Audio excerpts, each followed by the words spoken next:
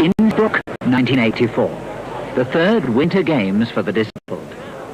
Competitors from all over the world demonstrate that physical disability is a bar to sporting achievement, given character and determination. That young disabled sportsmen and women have risen to Olympic heights is due to the initiative of a few dedicated individuals.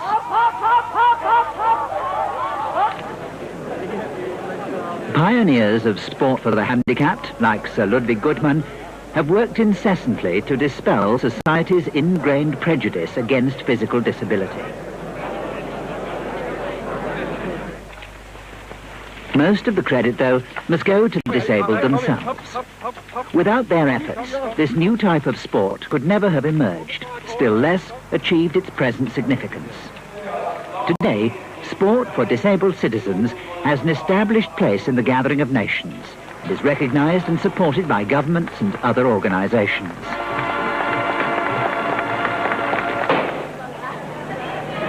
Sporting events like the Olympics spur competitors on to establish new records, to the pinnacle of endeavor. The standards set by disabled sportsmen, just as those set by top able-bodied sportsmen, are admired by many, but achieved by few.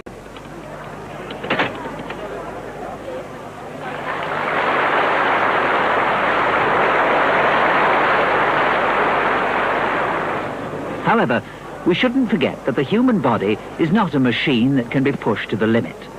Sport surely must first and foremost be a means of self-expression, of creativity, chiefly intended to shape and strengthen an individual's personality and character.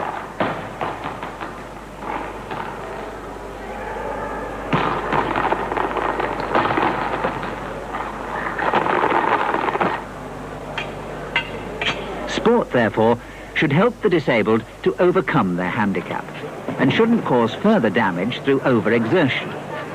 This, in essence, is the goal and purpose of rehabilitation. Rehabilitation measures help the disabled to overcome their handicap and ease their reintegration into society. After a course of therapy, sport can make a valuable contribution to achieving both these aims. In cases of congenital disabilities, sport should be part of the school curriculum.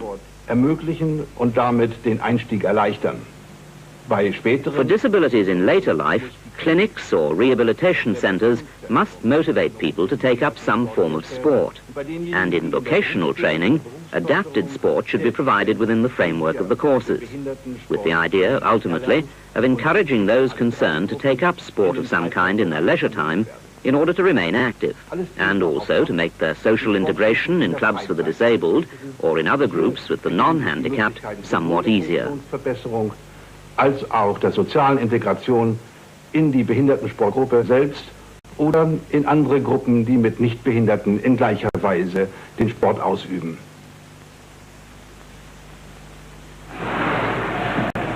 Disabled children are often at a serious disadvantage as far as their movements and social behavior are concerned. It's only recently that sport and games have been employed as a way of helping them to make up for this deficit. The task of special schools, like this one in Cologne, is to prepare the children for subsequent integration in clubs or similar groups by educational measures and by awakening an interest in some kind of sport.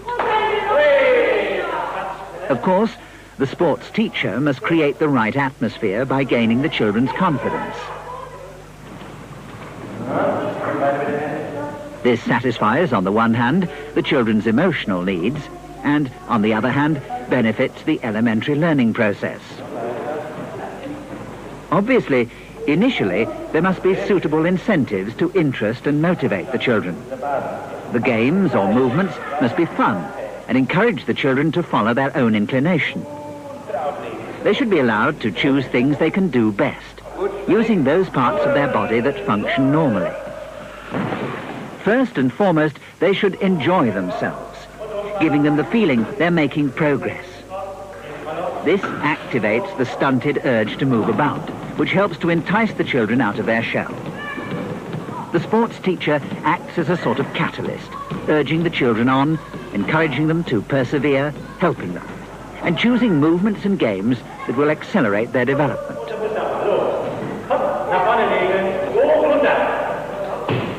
Wheelchairs are great motivators. They help promote team spirit and social behavior in games between those who can only get about in a wheelchair and children suffering from other disabilities.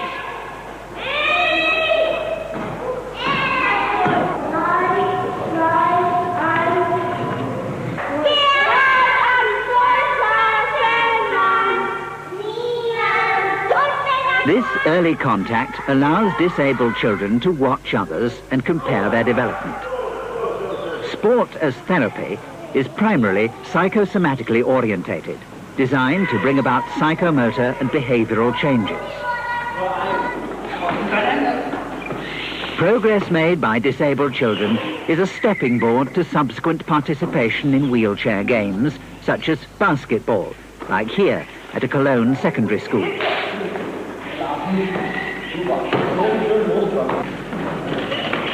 For the disabled who have relatively little spare time, specializing in a sport of their choosing is especially important. By improving their performance, they gradually learn to train more intensively and set themselves firm objectives.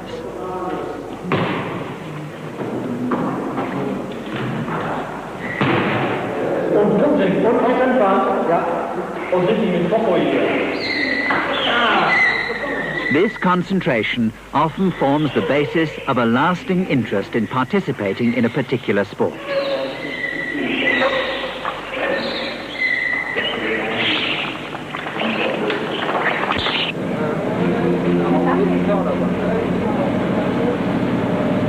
For sport outside school, the disabled sportsmen naturally need an efficient form of transport to get them to their club.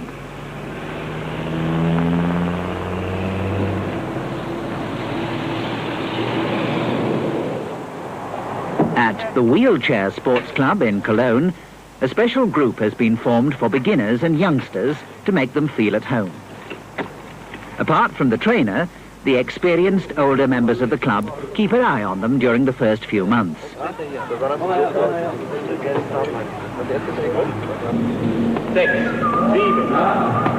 9, 10, 11, 12, 13, 14, 15, 16, 17, 18, 19.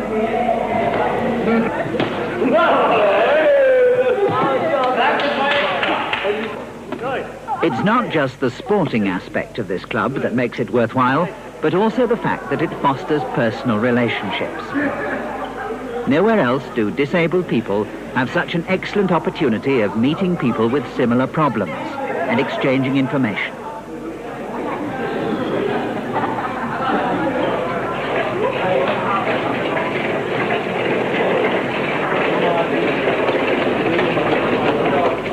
The 1983 International Basketball Tournament for the Disabled in Cologne, taking part of 48 clubs with over 500 players from Austria, Holland, France, and West Germany. Wheelchair sport at both national and international level smooths the path for integration of the disabled into society. And wheelchair sport groups play an important part in this. Moreover, tournaments like this help to further international understanding between the disabled and able-bodied.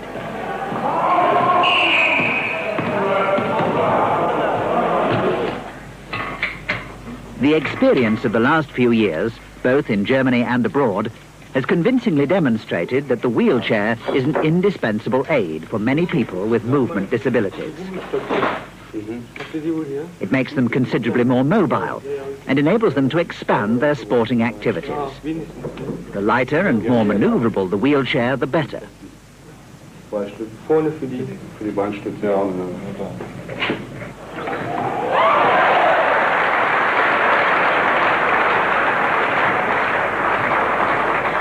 What started out as an orthopedic aid has developed into a piece of sporting equipment that motivates its users to greater endeavour.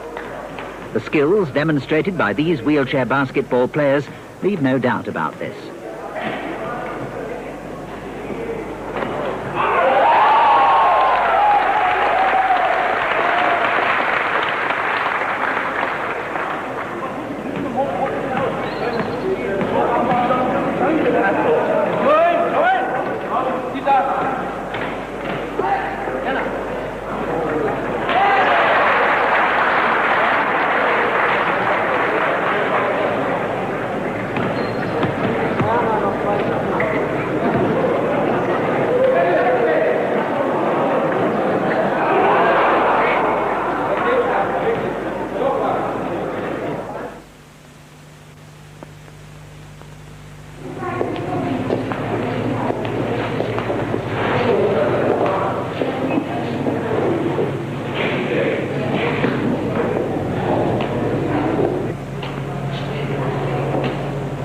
Among the most frequent degenerative joint ailments are those affecting the hip. Not only do such disorders cause considerable pain, they also restrict a person's movement. This X-ray shows a classical case of arthrosis, a coxarthrosis. On the left, where the hip's still healthy, the rounded head of the thigh bone fits neatly into the socket of the joint. On the right-hand side, at the rounded head, we have this wave-shaped drawing here, the cysts. These white dense zones, accretions, are typical X-ray indications of arthrosis of the hip.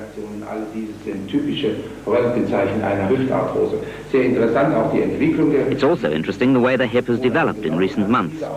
This picture, taken 9 months ago, shows that the head's much rounder and the joint cavity far wider. The degenerative development has now reached the stage where it's necessary to operate.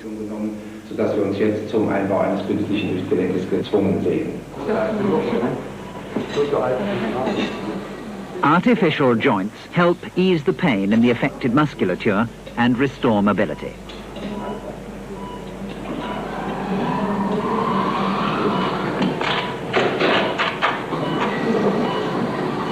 In West Germany, this operation is carried out on an average of between 40 to 50,000 patients a year.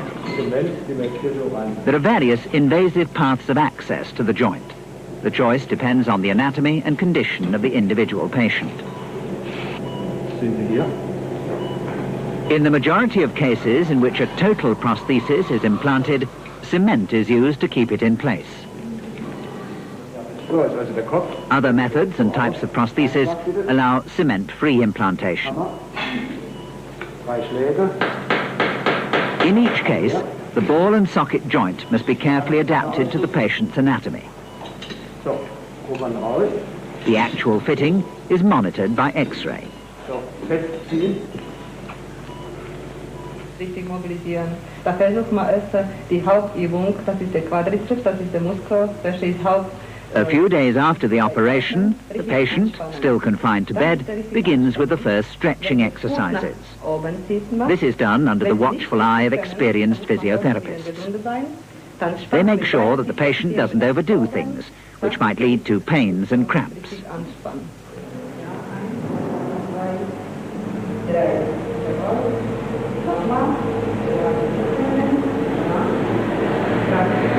It's up to the surgeon to decide when the patient is ready to leave his bed. Next come walking exercises to strengthen the thigh and hip muscles.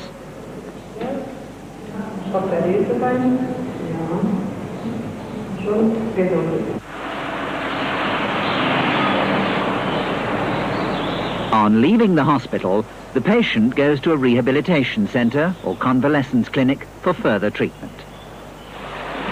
In the treatment of orthopedic ailments, as well as after heart attacks, cancer operations, or even for psychic disorders, active forms of rehabilitation are playing a more and more important role. To be successful, of course, this requires trained personnel. By acquiring additional qualifications in therapeutic exercises and sport for the disabled, physical educators and physiotherapists can become valuable partners to the doctor. Weit nach hinten mit dem Oberschenkel, ja. Und halt, Bein ablegen und locker lassen. Gut, auf den Bauch bitte umdrehen. In rehabilitation, the exercises are carefully measured as far as their demand on strength and endurance is concerned. Alongside this training, the physical educator can also introduce games and group exercises to awaken the patient's interest in sporting activities and put them in touch with clubs that organize sport for the disabled. Beugen, Zehen aufstellen und Spannung lösen.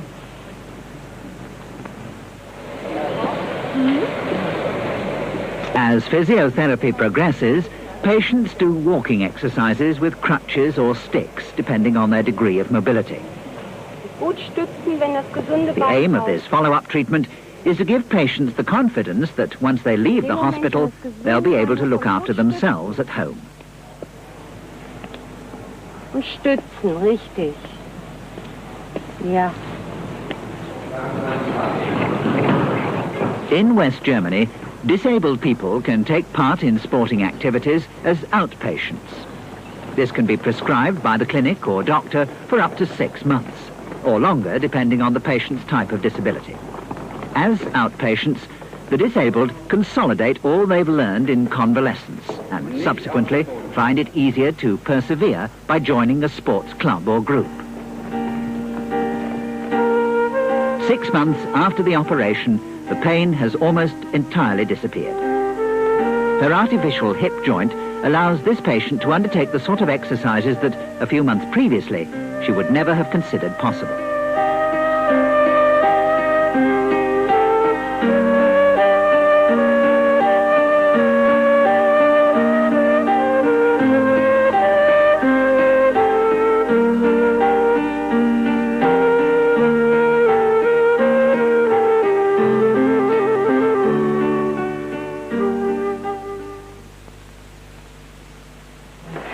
More than 300,000 people in West Germany suffer brain damage before, during or after birth.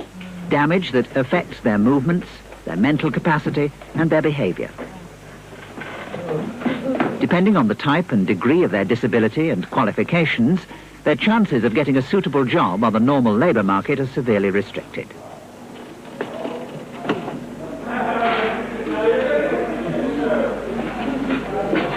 In this case, sheltered workshops for the disabled play a vital role in helping to prepare them for integration in the working environment. Although vocational rehabilitation has made great strides in West Germany, there's still a shortfall of about 20,000 jobs in sheltered employment.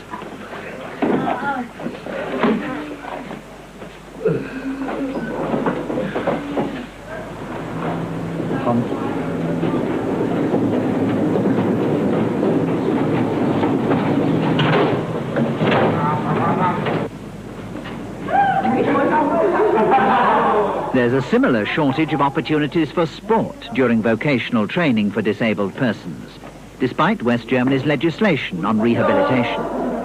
As very few of the workshops for the disabled have their own sports facilities, the best way to make good the deficit until the situation improves is to cooperate with sports clubs or make use of public amenities. Apart from the other aims of rehabilitation, the purpose of sport at these workshops is to help the disabled to keep fit, encourage them to remain active in their free time, to ensure that rehabilitation has a lasting effect, and of course, social integration.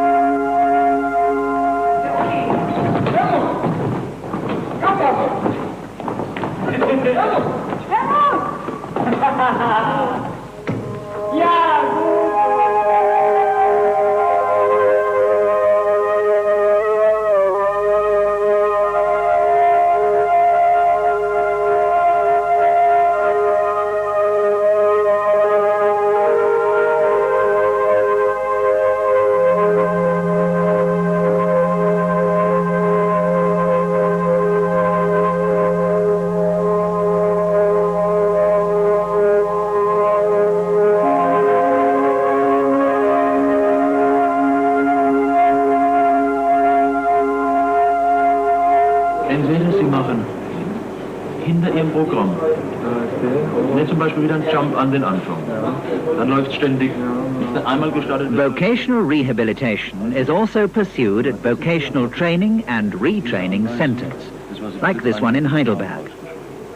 Whereas vocational training centers are designed to prepare disabled young people for their first job, retraining institutions are mainly for handicapped adults who are trained for new jobs in future-oriented industries. Ich würde mich bedanken, wenn ich als normalen Typus durchmachen sollte. Ja? Also könnten Sie den Normaltyp, können wir hier nicht angeben, denn nächste Woche werden Sie eine Reaktion können.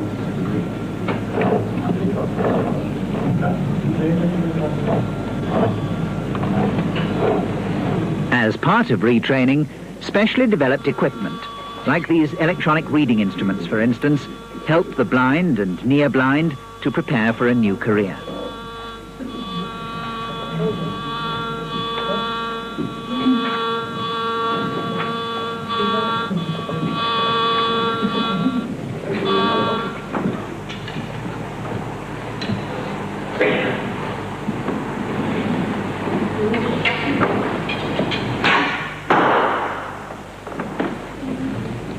As in medical, psychological and social rehabilitation, sport is an important factor in the reschooling process. It provides a welcome change from the concentration and mental stress of retraining. The Retraining Institute should aim at organising the sort of attractive sports programme that will encourage the handicapped to continue with sport after their course has ended. Through this type of spare time activity, the disabled often acquire a new enthusiasm for sports, something they had possibly never even considered beforehand.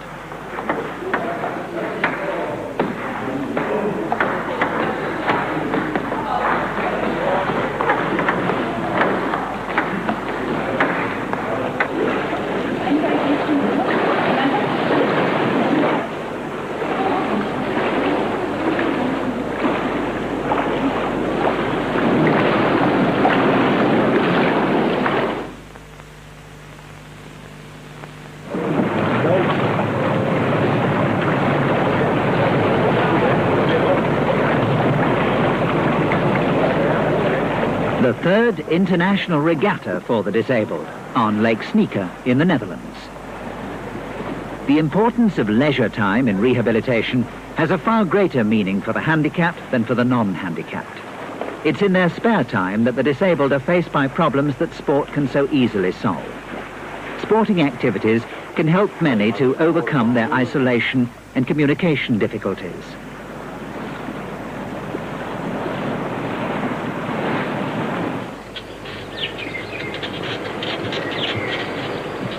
Once a disabled person has learnt to mobilize his remaining faculties through systematic and intensive training and utilize them to compensate for his disability, he'll realize that his physical defect is no longer an obstacle to participating in some form of sport.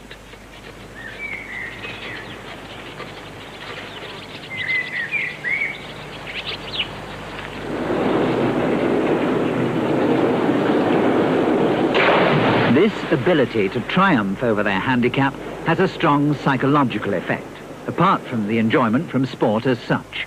It makes the disabled more self-confident, more active, and gives them a new outlook on life.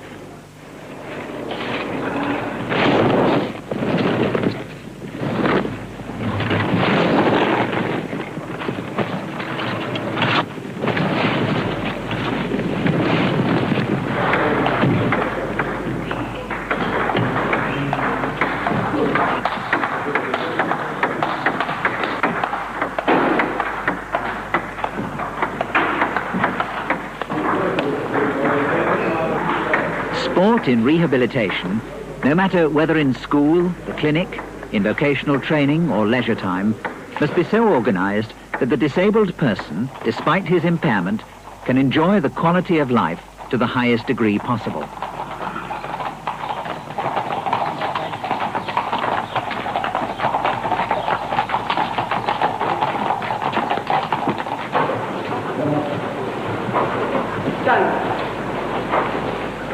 Rehabilitation is a task that requires the coordinated efforts of doctors, teachers, and all the other members of the team.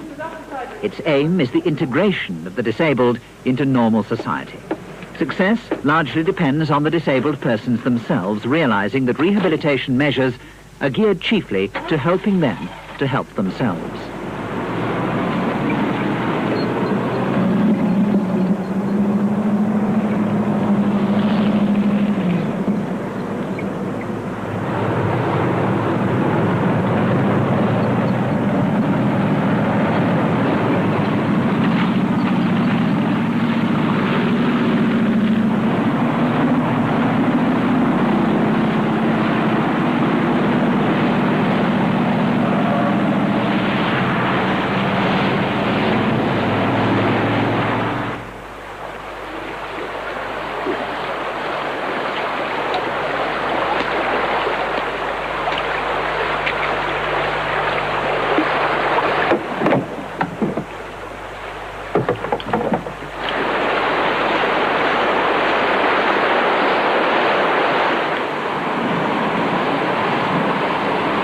Society must give the disabled an equal chance of participating in normal life.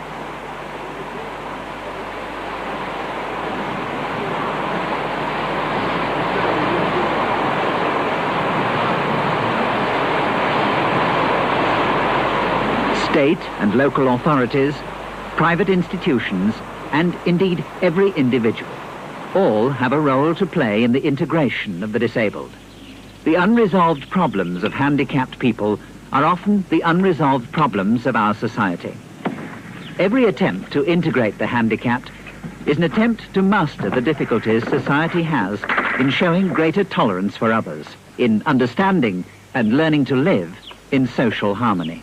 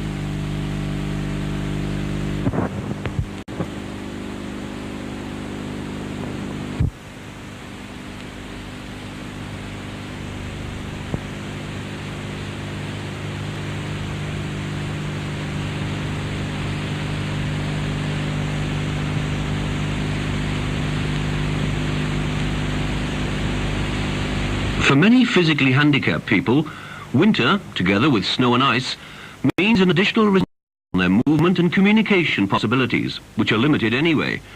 But 11-year-old Christoph shows that it doesn't have to be like this. He has a congenital malformation, a spina bifida, with the level of lesion lumbar 5 incomplete. As you can see from his walk, the muscles on the dorsal side of the hips and legs, as well as on the feet, are paralyzed.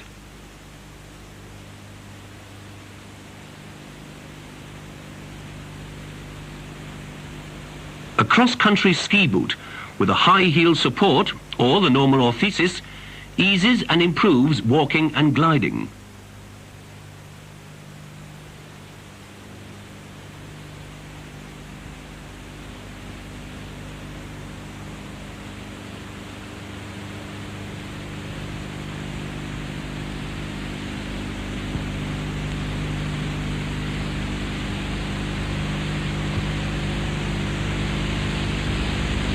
Christoph was taught to ski by his parents, who didn't pay much attention to the fact that he's handicapped. Even though skiing demands an increased coordinated movement performance, Christoph managed it. But this shows that for a spina bifida, Christoph has an above-average movement talent and a good muscle potential.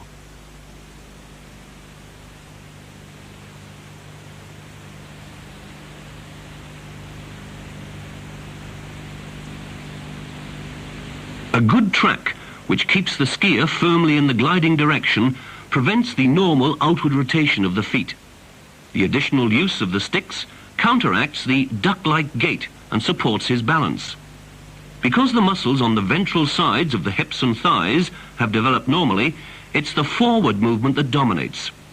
Because of the weakness of the gluteal muscles, a long backward movement of the legs is impossible.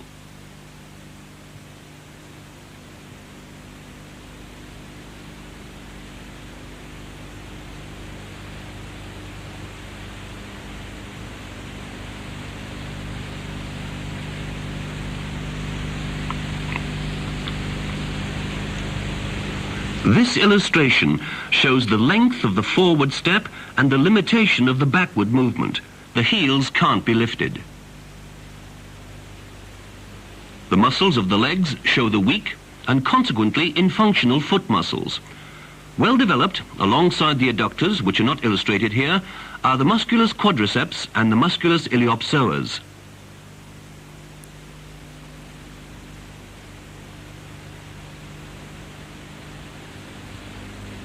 The weakness of the gluteal muscles and also the knee and foot flexors has led to a muscular imbalance and is the reason for Christoph's specific type of walk. The right leg is weaker overall. It's moved forwards without any obvious push-off. With the left leg, on the other hand, there is an obvious stretching movement in the knee joint. The knee flexors have enough strength to make a coordinated gait with the knee extensors possible. The feet, which are firmly fixed in the ski boots, do not push off. The forward movement stems from the separate swings of the right and left legs. The normal push-off movement is only possible with the left leg.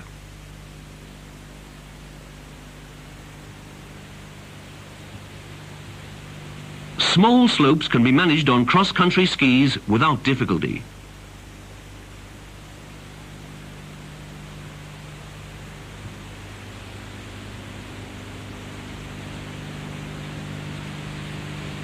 It's perfectly natural, especially at this age, for alpine slopes to be more fun. The side step is, for Christoph and Axel, who's also a spina bifida, the ideal climbing method.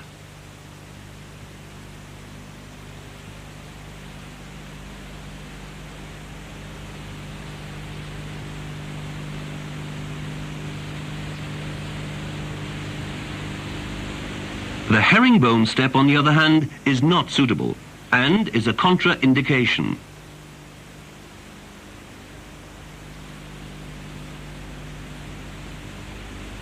In spite of his functional limitations, Christoph has an excellent sense of balance. The weight is clearly shifted backwards. Change of direction is done through hip rotation and a pronounced use of the sticks. A clearer look at the illustration shows that the knee and hip joints, and consequently the center of gravity, are behind the support area of the feet. Staying upright is only possible through the chain of muscles, which go from the feet, musculus tibialis anterior, over the knee extensors, musculus quadriceps, to the hip flexors, musculus iliopsoas. A backward fall is prevented through the high heel supports of the ski boots and the extension of the support area through the ends of the skis.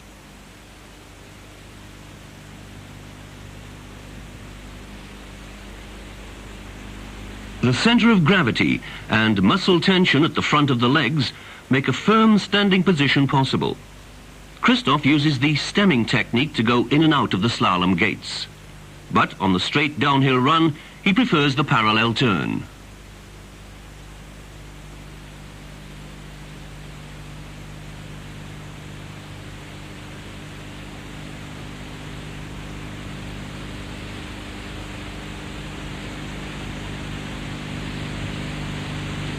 One year later, we meet Christoph in far more difficult terrain, on a much longer and steeper slope.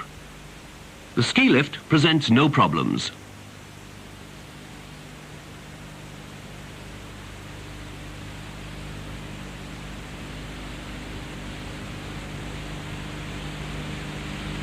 His determination to ski well has eventually led to him developing a very individual technique.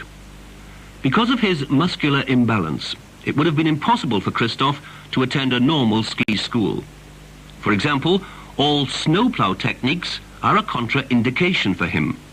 They would place too many demands on the joints, which are only weakly supported by the muscles.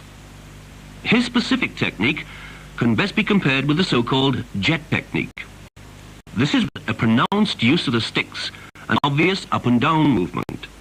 The turning point and the load are behind the binding. This means that pressure is taken off the front of the skis, which now and again lift off the ground. The steady upright position, in spite of the pronounced backward lean, is made possible through the knee extensors.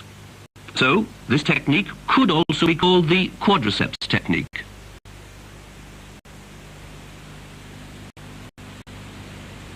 It must be said that these kind of performances would be impossible for those handicapped people with a complete L4 or L5 paralysis. Christoph is helped here by an innervation in part of the gluteal and ischiocrural group of muscles.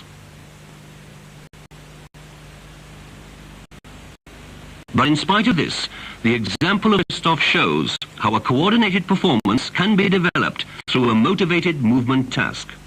A performance which, from the neurological evidence and mechanical consideration, would hardly have seemed possible beforehand.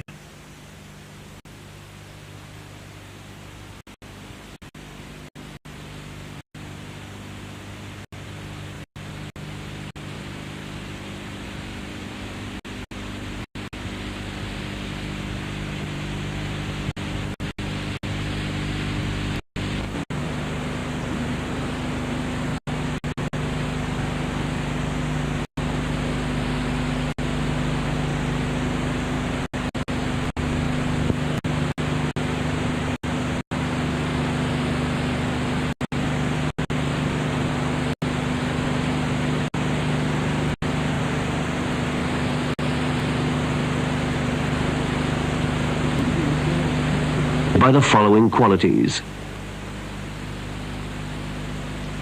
The axle of the big wheels A is brought forward. The center of rotation D is lying near the center of gravity S, and the wheelchair tilts easily backwards. The seat declines backwards and forms a right angle with the backrest.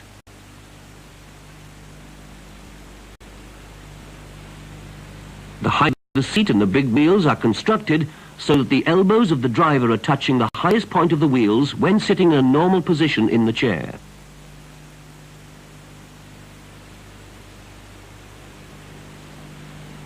The techniques which are shown in this film may be done by wheelchair drivers with completely functional arms. In this group of handicapped, we distinguish between two different functions of the trunk, which have an influence on the various techniques.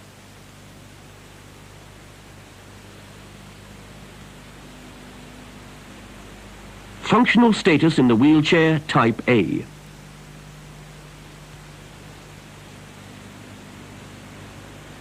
Birgit has a lesion of the spinal cord at thoracal 10. Paralyzed are the lower back muscles, a part of the abdominals, and the whole hip and leg muscles.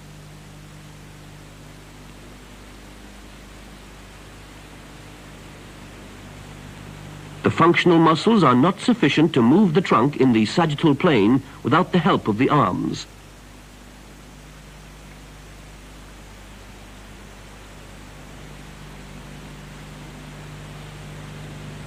Functional status in the wheelchair type B.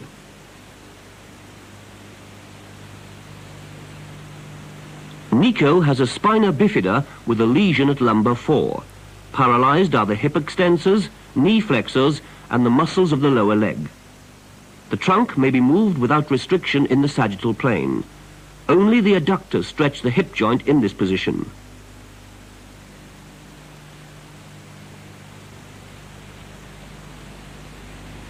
Wheelchair driving. Starting, pushing, steering.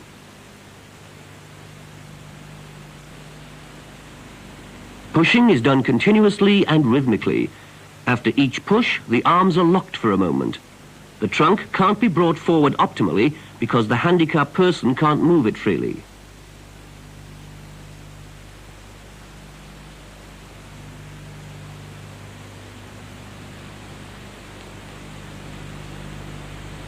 Steering and turning the chair is done by stopping the inner wheel.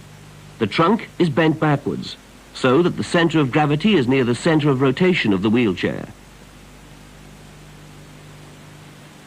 The following phases are known as braking, holding and pulling.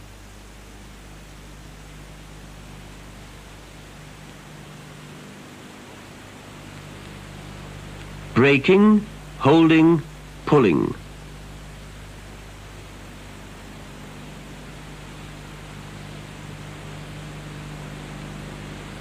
An effective turning of the wheelchair is only possible when pulling one wheel backwards. A push on the other wheel supports the turning.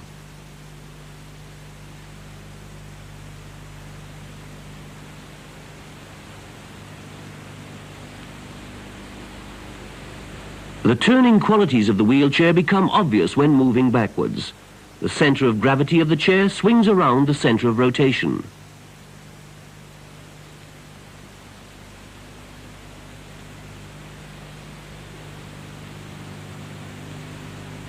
At normal speed, the push rate is relatively low. There are two ways of pushing at fast speeds. Short, sharp pushes,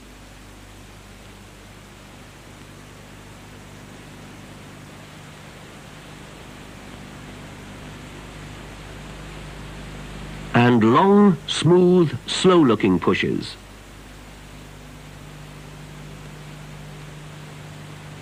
With type B, the better movements of the trunk in the sagittal plane compared to type A when starting and turning can be clearly seen.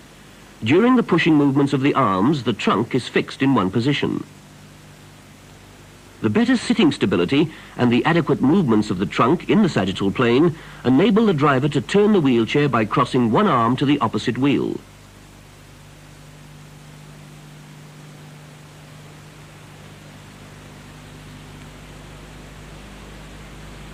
Learning the one-hand push is done by alternating pushes with both hands.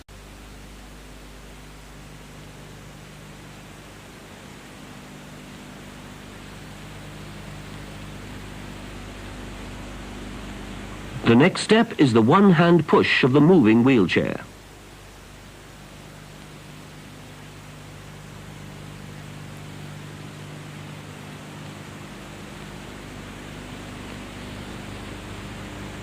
Starting the wheelchair from a standing position is done first with a turning movement.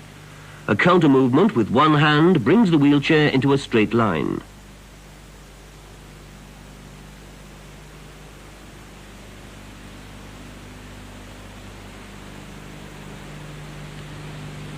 Balancing, tilting, driving, turning.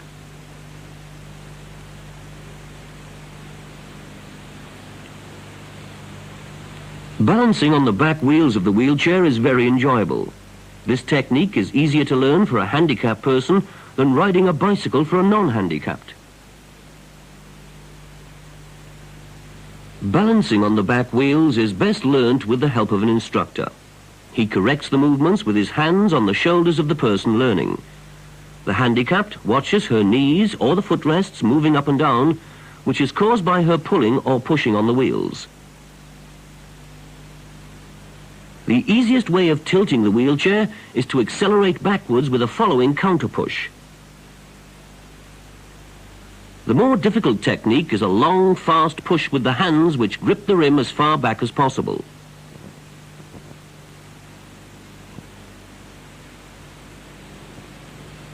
Turning the wheelchair begins with a one-hand push forwards.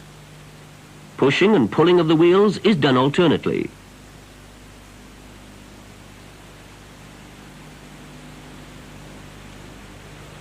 Rolling forwards and backwards on the back wheels is more difficult than remaining in a standing position.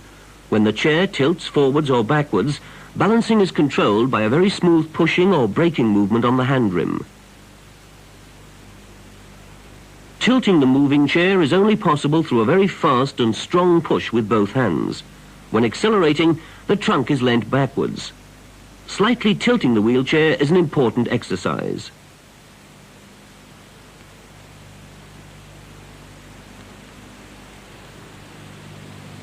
When tilting at speed, the trunk has to be held right back. With the following turn, the chair has to move a little over the center of gravity.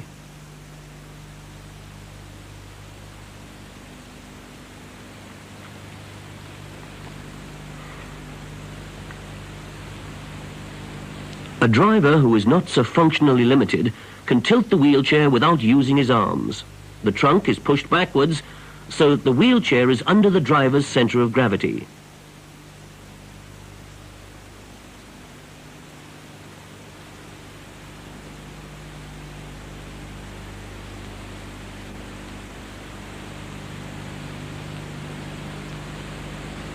Obstacle driving. Entering a slalom gate is only possible when the back wheels are level with the back marker.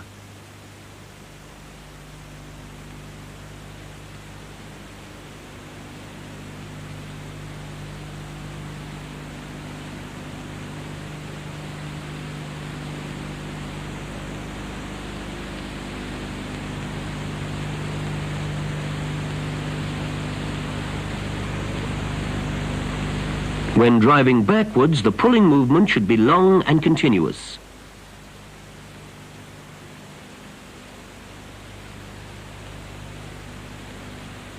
The slalom course can be arranged in such a way that it's interesting and enjoyable to negotiate.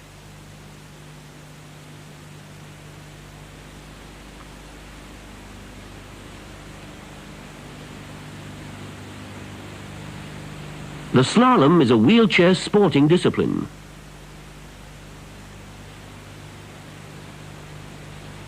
By balancing on the back wheels, one can get over obstacles. The less experienced driver tilts the wheelchair from a standing position. The more experienced driver tilts the wheelchair when moving.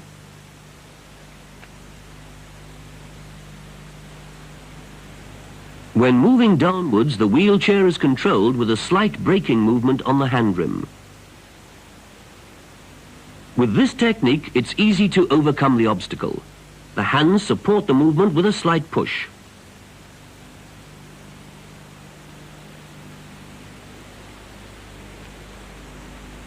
The functionally less limited driver tilts the chair with a quick movement of his trunk. He needn't use his hands if the up and down movements of the wheelchair are supported by an adequate backward and forward movement of the trunk. Here you can see how to get up steps. The steps must not be too high or too narrow.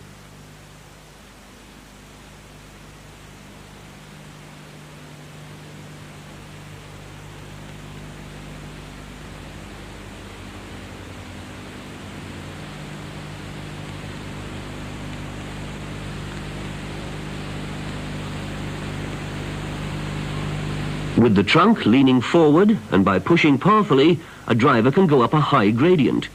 Drivers like Type A are not able to do this.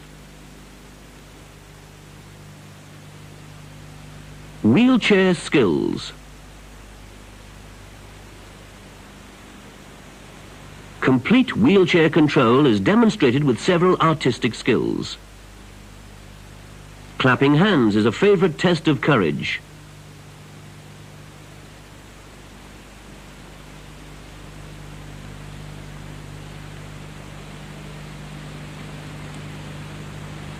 Tilting and driving the wheelchair with only one hand demonstrates self-confidence and the high performance level of the driver.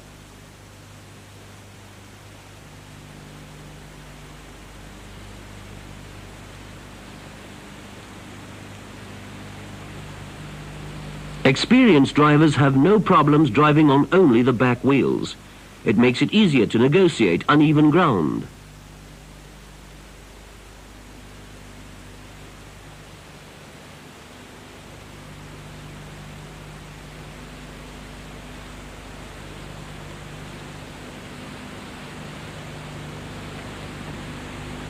In the sports lessons, one can invent a lot of different variations and techniques which motivate the drivers.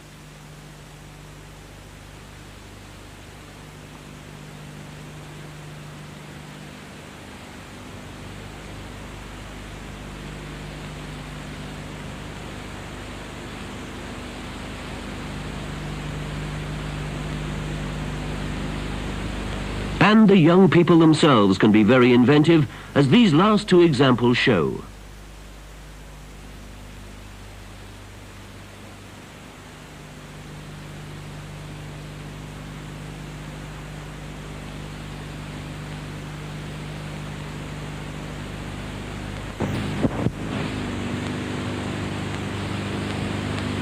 Body position of young paraplegics in the water.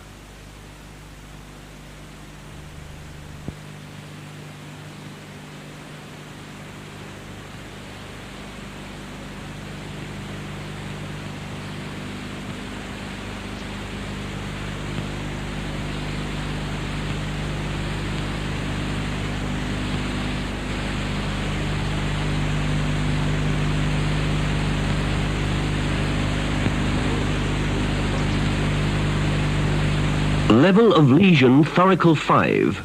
Cengiz, 9 years, 8 months. Traumatic paraplegia.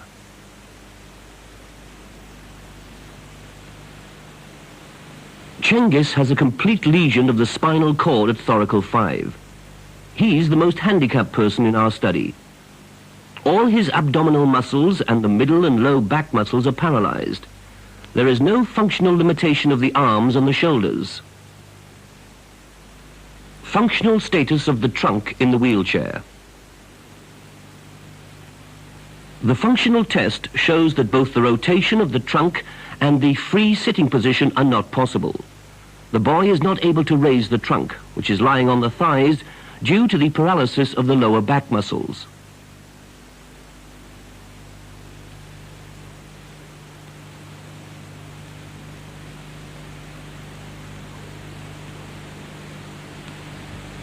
Buoyancy of the body in the breast and back position.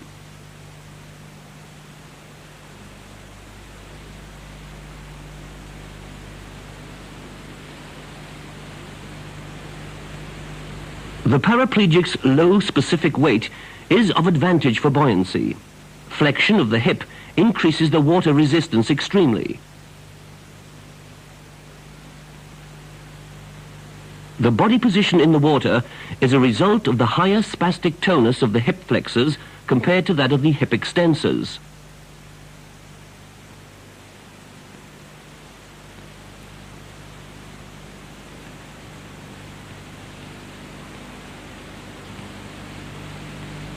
Lying on the back, the body position is advantageous because the hip flexion is partially compensated by an alterated trunk position.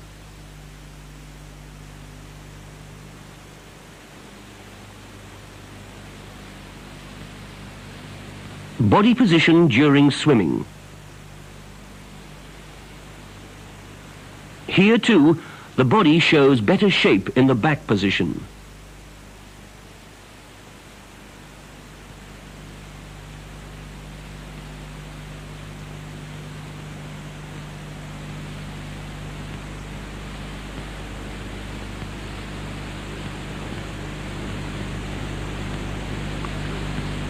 Level of lesion thoracal 10. Birgit, 12 years old. Traumatic paraplegia. The girl's lesion of the spinal cord is at thoracal 10. The upper part of the back and the abdominal muscles are innervated. The hip and the leg muscles, however, are spastic. Functional status of the trunk in the wheelchair. The girl is able to sit without support and to rotate the trunk. The raising of the trunk is possible because of the good strength of the latissimus dorsi muscle. If the hands are crossed behind the neck, the raising of the trunk is not possible. The latissimus dorsi muscle is functionally limited, and the function of the lower back muscles is missing.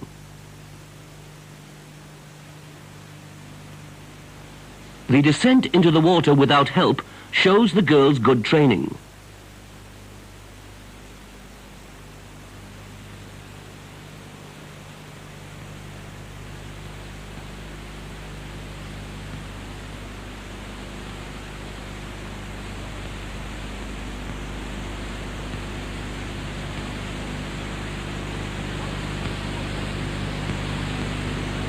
Buoyancy of the body in the breast and back position.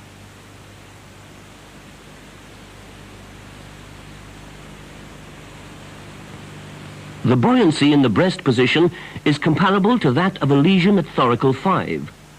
The specific weight in this individual case is not so advantageous.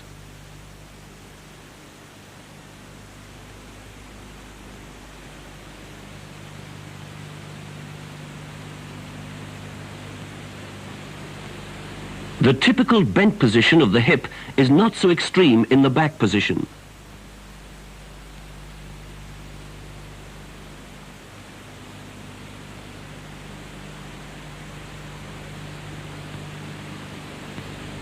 Body position during swimming. The backstroke, which is not yet trained, shows the extremely poor body position in the water. The bent body shape obstructs the effect of the well-trained breaststroke.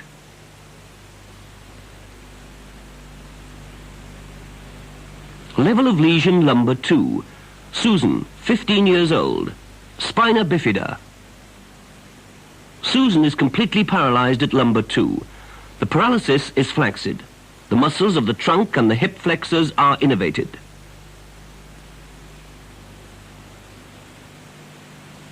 Functional status of the trunk in the wheelchair.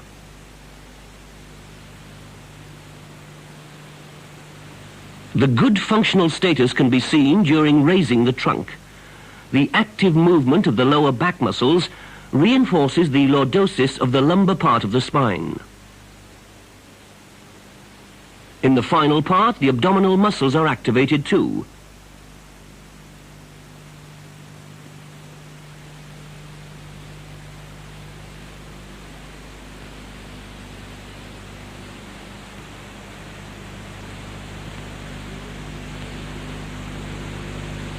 The girl's good training result is shown by her descent into the water without help.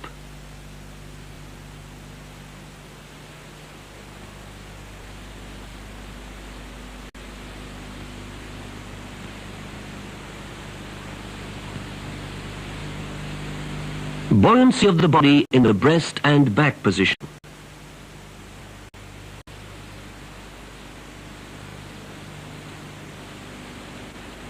The advantageous specific weight is responsible for the very good buoyancy.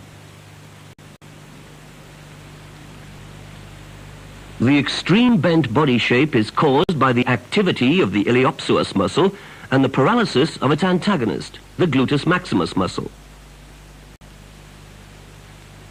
The good buoyancy and the extreme lordosis partially compensate the unfavorable body position in the water.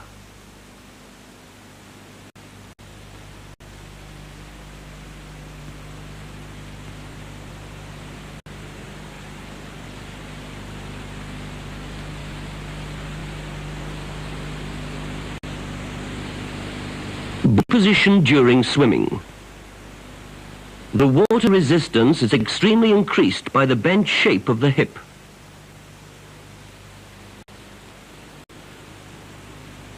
While swimming on the back with an alternating backstroke, the arms have to steer the body additionally to avoid uncontrolled movements in the horizontal plane. Level of lesion number 4. Anadora, 16 years, 9 months. Spina bifida. The lesion of the spinal cord at lumbar 4 is flaccid. The following muscles are paralyzed: the abductors, the extensors of the hip and the knee flexors, whereas the iliopsoas muscle, quadriceps muscle and the adductors are innervated. Functional status of the trunk in the wheelchair.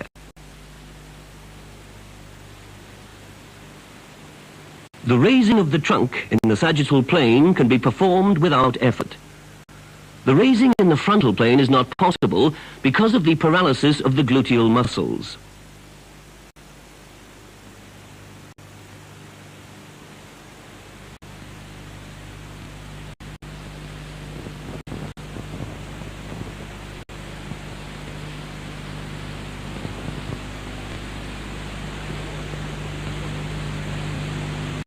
Anadora enters the water without help. She is able to stretch her legs.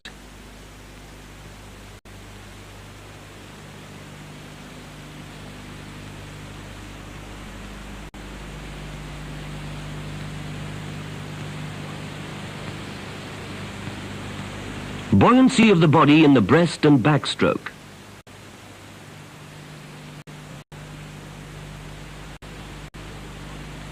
The buoyancy is satisfactory, although the body position in the water is extremely poor because the antagonists of the hip flexors and the knee extensors are not innervated.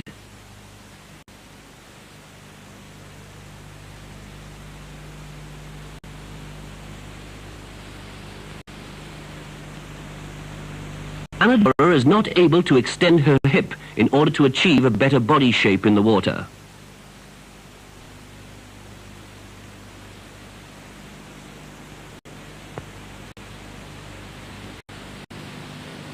Compared with the lumbar 2 lesion, the extension of the knees constitute an additional disadvantage for swimming in this case.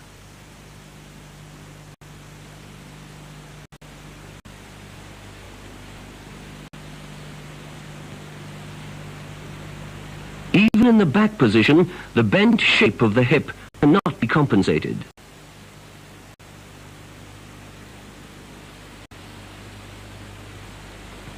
Paraplegics with this type of lesion have a very strong water resistance.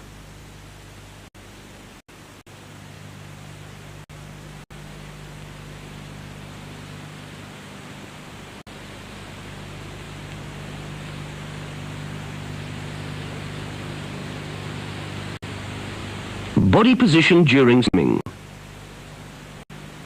During the swimming movements, the uncontrolled innervation of all muscles increase the bent body shape.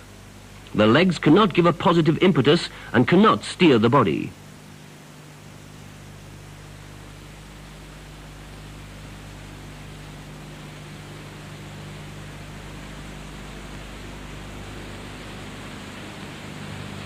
Level of lesion lumbar 5 incomplete. Christine, 11 years 7 months, spina bifida.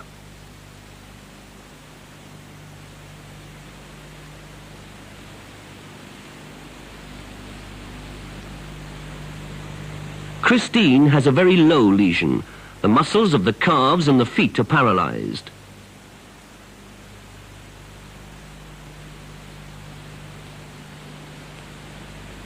The hips and the legs can be stretched. These functions enable Christine to walk without braces.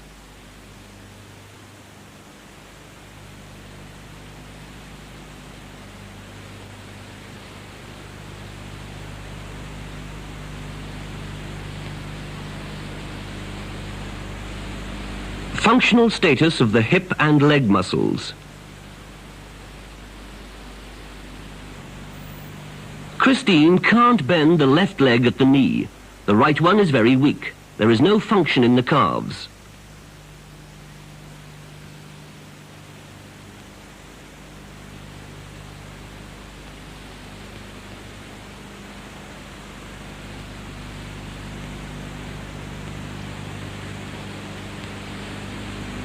Buoyancy of the body in the breast and back position.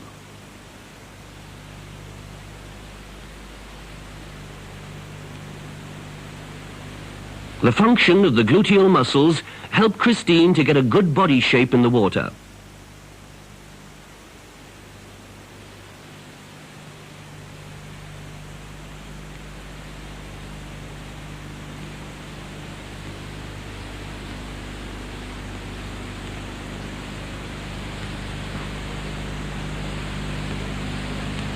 The hips can be bent or stretched without restriction.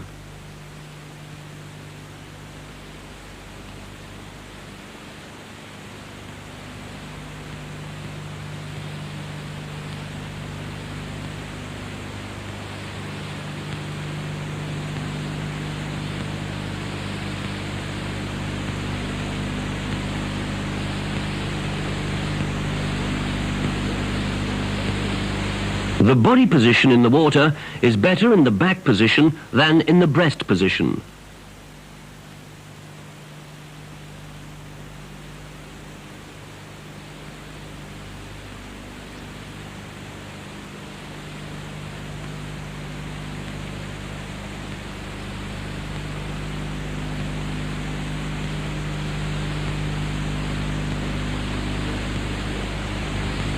Body position during swimming.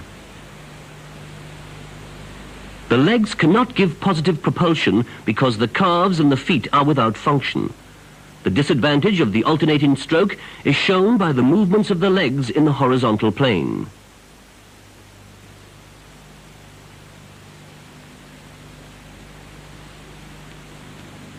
Christine can get a very good body shape during the swimming movements because of the function of the gluteal muscles.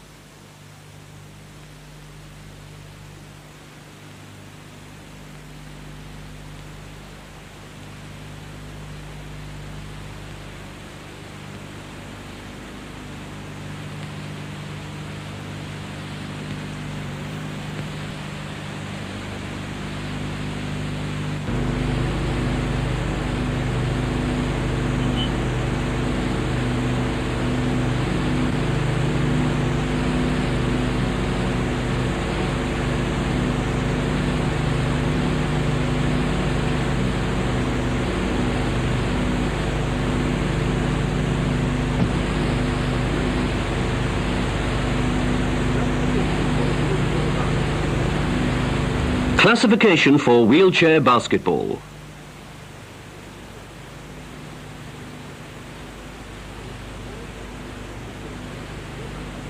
Valid for all physically disabled persons who can play basketball only in wheelchairs.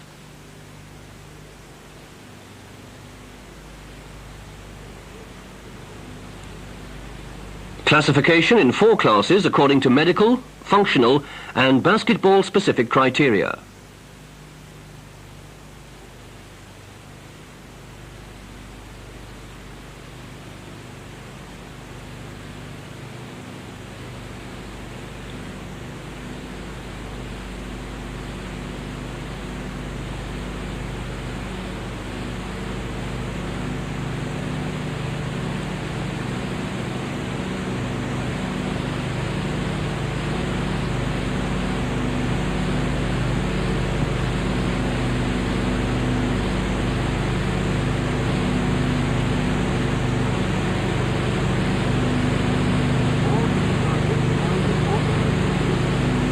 All exercises were done with orthopedia wheelchairs.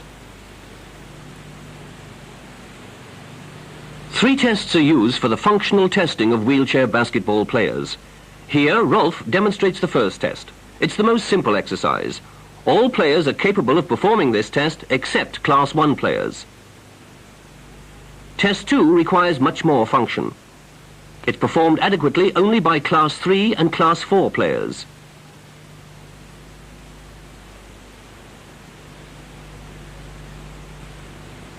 Test 3 is the most difficult exercise.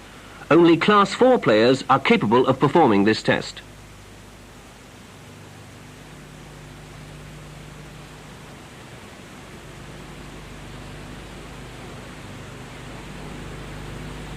Class 4. Functional status. Spinal cord lesions below lumbar 5. Typically representative impairment, trunk functions and skills. Volker has an incomplete lesion of the spinal cord at lumbar 5. Paralyzed are the foot flexors only. Volker demonstrates dribbling using only one hand for pushing, starting and steering the wheelchair. Crossing one hand to the opposite wheel for steering demonstrates good body control. He performs test 3 of the functional test sufficiently. Contractures at the hip joint slightly limit trunk movements in the frontal plane. Rolf has an incomplete spinal cord lesion which originates at lumbar 5. During his performance of test 3, significant abductions of the thigh are demonstrated.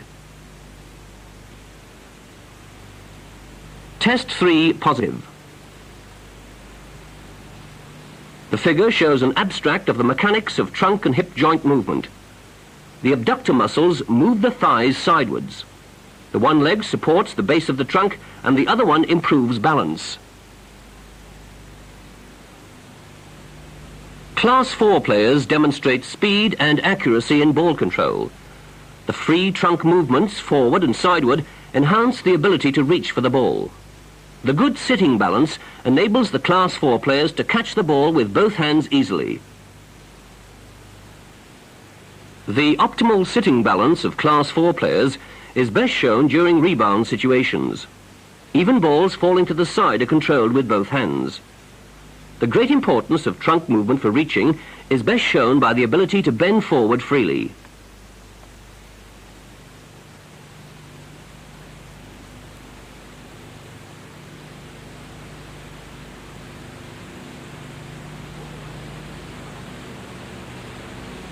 Borderline case to Class 3.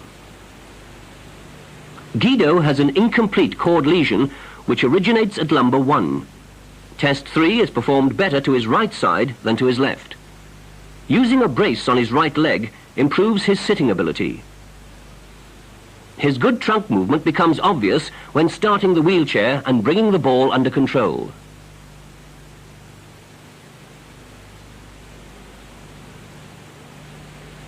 During the rebound situations, Class 4 players can be identified by leg movements attempting to improve their sitting balance.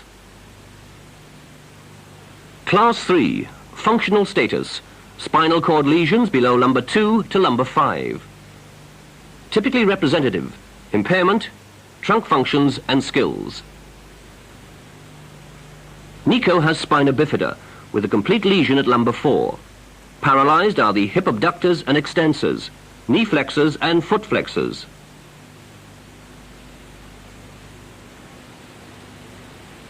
The functional criterion for Class 3 players is free trunk movement in the sagittal plane. Test 2 is performed without effort. Test 2 positive. The illustration of the hip joint demonstrates a change of function of the abductors in the sitting position. They tend to compensate for the function of the missing hip extensor muscles. The thighs enlarge the base of the trunk to the front, comparable to feet for the whole body in the standing position. Class 3 players cannot move the trunk in the frontal plane. They fail to perform Test 3 because their thighs cannot be abducted.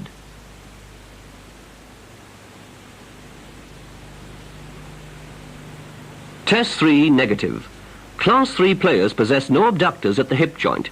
The legs cannot be moved to the side. As a compensatory reaction, the opposite side of the trunk is flexed. The player tries to hold the trunk in an upright position.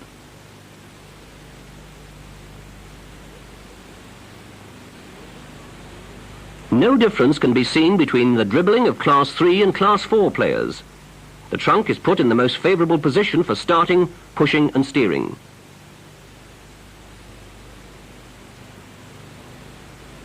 In controlling the ball, very similar movement patterns of Class 3 and Class 4 players are demonstrated. Only during movements to the side or extreme bending to the front do Class 3 players show problems with their balance. The inferior trunk movements in the frontal plane of Class 3 players becomes obvious during rebound situations. Balls falling to the side cannot be controlled with outstretched hands. The base for the trunk to the side is reduced. Reaching forward in the sagittal plane is significantly better. Only during extreme bending positions to the front do balance problems become obvious. The feet serve no function here. Borderline case to Class 4. Achim has a lesion of the spinal cord at lumbar 3. His impairment identifies him as a typical Class 3 player.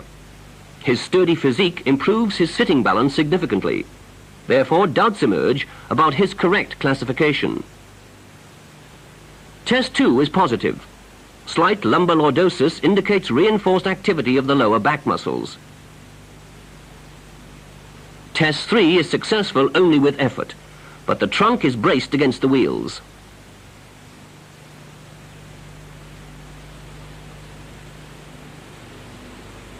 The high cushion tends to reduce stability to the side significantly. Achim bends the trunk, but cannot stretch his arms deliberately upwards. Class 4 players may use a high cushion without great disadvantage. This is an important sign for differentiation from Class 3 players. Performing the ball control test, the trunk moves without support, but not to extreme forward and sideward positions.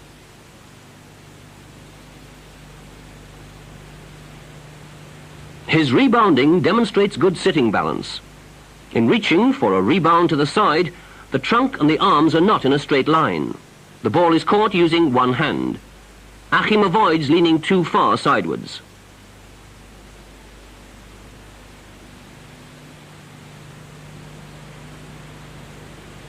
A reduced reach of the arms in the sagittal plane is typical of a Class 3 player. He loses balance in an extreme forward position. An active function of the legs is missing. Achim's impairment and functional potential identifies him as a Class 3 player. Borderline case to Class 2. Rolf has virtually complete paralysis of both legs as a result of poliomyelitis. He has some hip extensor muscles in his right leg.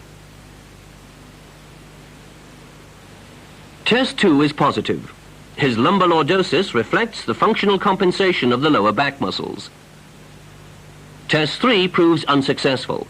Rolf tries to hold his trunk in the upright position and to prop himself on the wheels.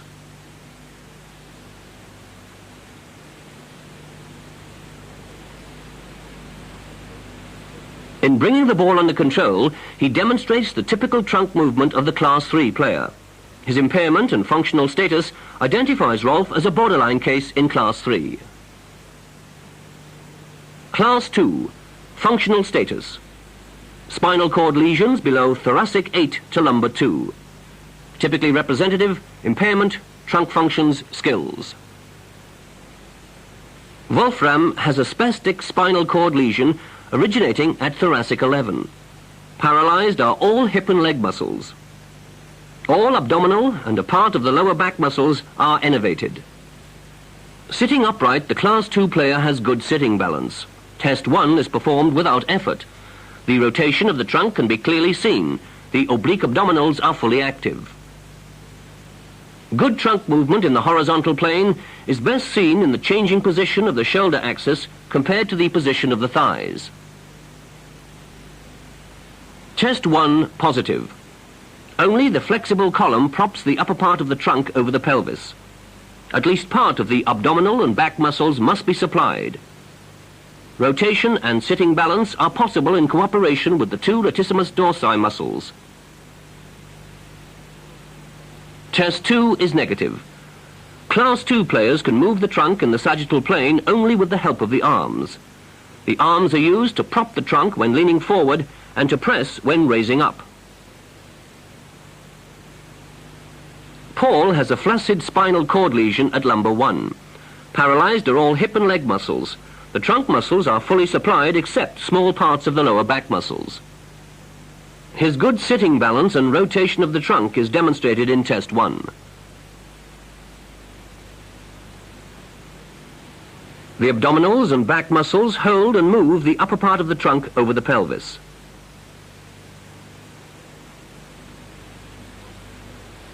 Test 2 is negative. The Class 2 player has no extending or stabilizing muscle functions at the hip joint. The lower back muscles are unable to raise the trunk.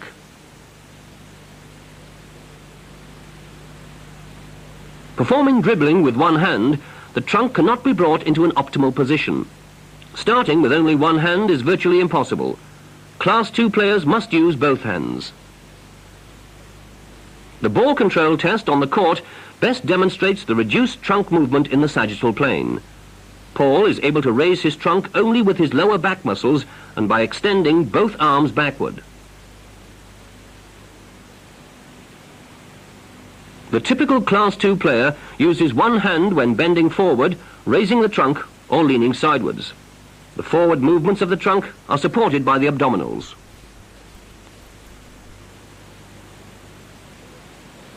In rebound situations, a Class 2 player catches a ball falling directly toward him with both hands. Slight deviations from this position cause loss of balance. Class 2 players prefer to catch the ball with only one hand in order to stabilize balance with the other.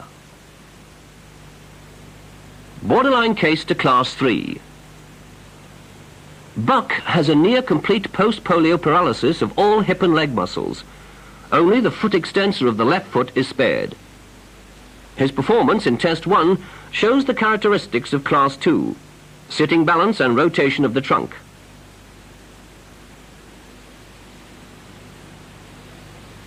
Test 2 is negative. Even if the player should be able to raise with his lower back muscles, he is still a Class 2.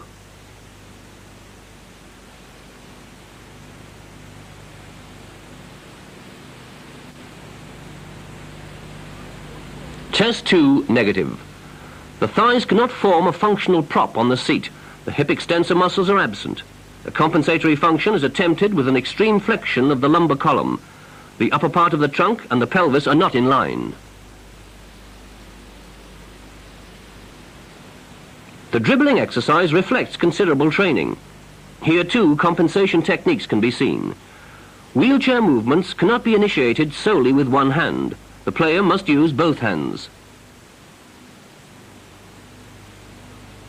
The reduced functional potential compared with Class 3 players is obvious. The Class 2 player props himself up with one hand on the seat or on his thigh in order to perform a controlled trunk movement. The direct comparison in rebounding between the typical representative and the borderline case shows the functional similarities.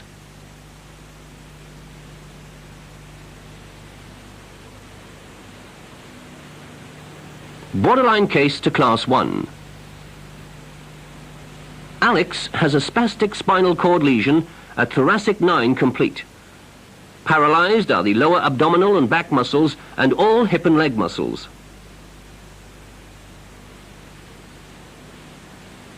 Test 1 shows sufficient sitting balance but reduced rotation of the trunk.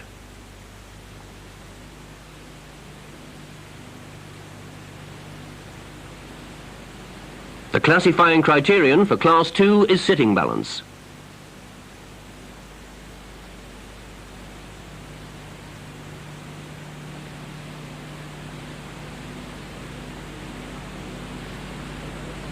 Test 2 is unsuccessful. The lower back muscles are missing. The functional disadvantages compared to the previous player must be tolerated within one class.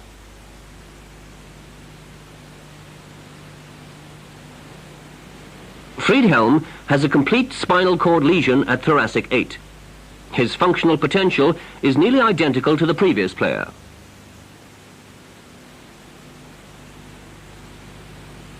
Balance in the free sitting position is possible. The rotation of the trunk is reduced and equivalent to that of Alex. In the absence of lower back and abdominal muscles, free trunk movement is reduced. In performing ball control skills on the court, the arms are used to hold, balance and maintain the trunk in the erect position.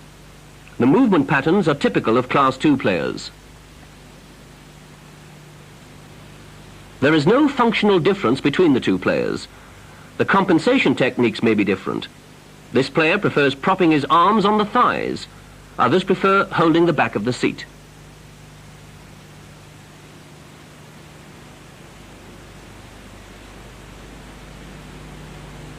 In rebound situations, only balls falling directly above can be caught with both hands, an important sign of the Class 2 player. Preferred is catching the ball with one hand and stabilizing balance with the other.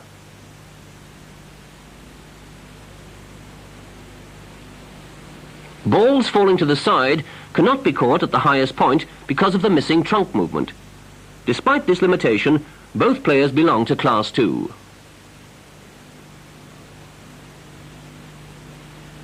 Class 1. Functional status, spinal cord lesion thoracic 8 and above. Typically representative, impairment, trunk functions, skills. Thomas has a complete spinal cord lesion at thoracic 5. Paralyzed are all abdominal muscles, lower and middle back muscles and the legs. Test 1 is negative. This Class 1 player loses balance when sitting upright.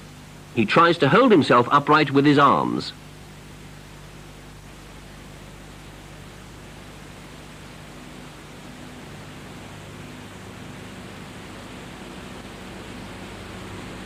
Rotation of the trunk is not possible. There are no horizontal movements of the shoulder axis.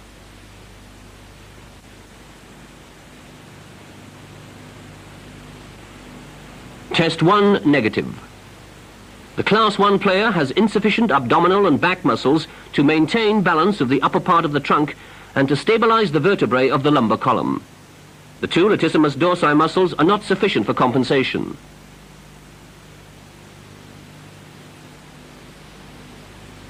An easier form of test 2 is unsuccessful because of the missing back muscles.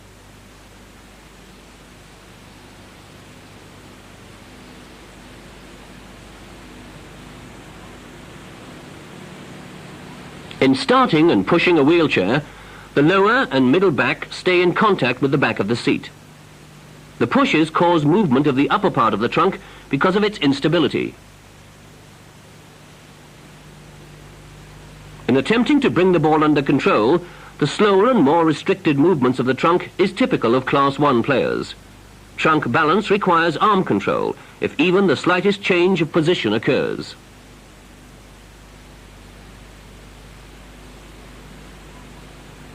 In the rebound situation, Class 1 players tend to lose their balance when raising their arms over head level.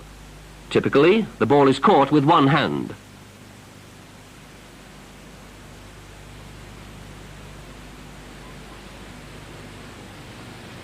Class 1 players sit low, preferring a soft cushion, and for the most part use a high back. Reaching for and catching the ball are only performed by arm movements. Borderline case to Class 2. Karl-Heinz has a spinal cord lesion at thoracic 5 as well. His functional potential is favourable because of his relatively short trunk. Test 1 is negative. There is no trunk rotation at all.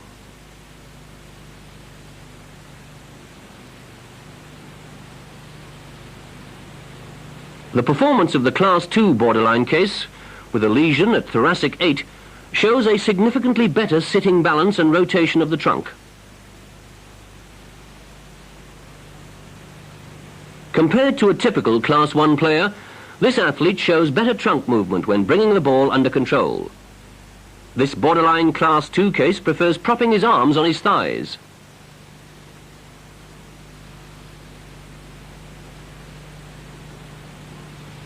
This well-trained player with a thoracic 5 lesion shows no difference in his movement patterns compared to the previous player.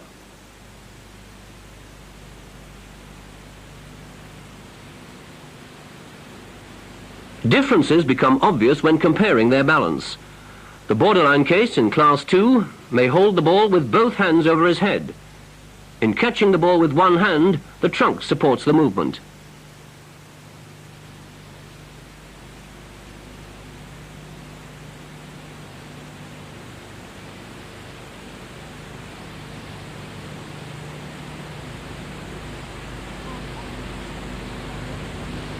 Class 1 players lose their balance when lifting their arms over head level. They cannot hold the ball high.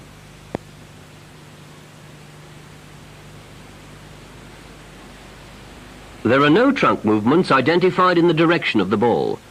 Class 1 players use only one hand in rebounding.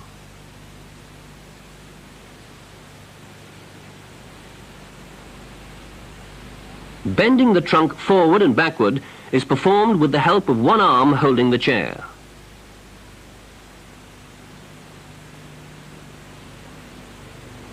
In performing layups from the side, the lack of trunk rotation for a Class 1 player becomes obvious compared to the Class 2 borderline case.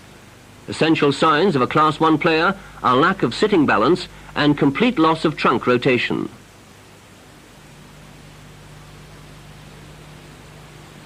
Class 1 special case.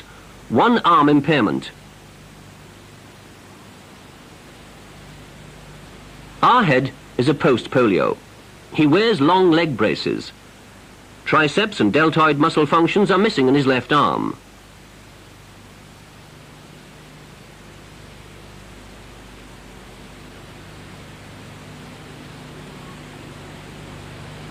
In lifting the arms simultaneously, a significant difference in the arms is identified.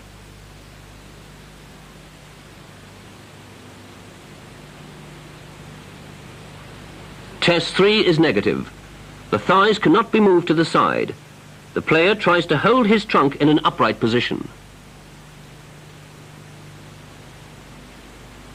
Test 2 is positive. His braces improve sitting stability and trunk movement.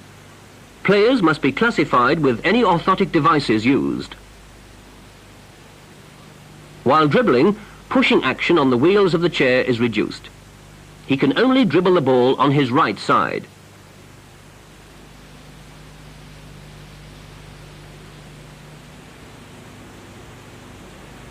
In bringing the ball under control, the player uses only one arm. Rapid turns or starts are limited.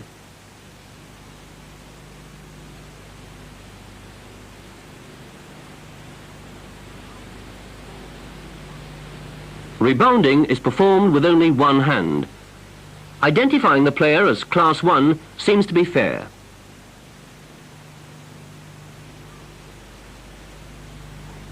Class 2 special case.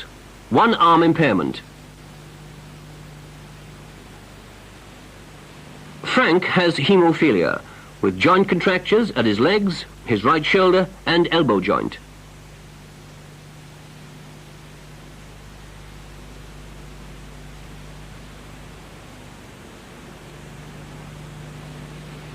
Test 3 is positive.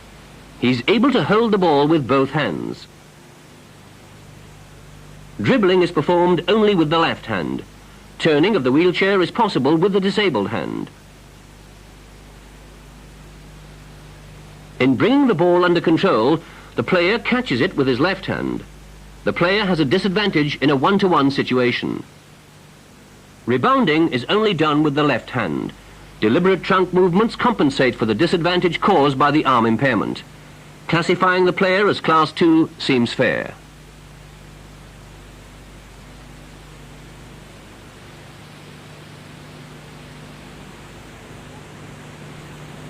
We would like to thank Orthopedia for their help in making this film.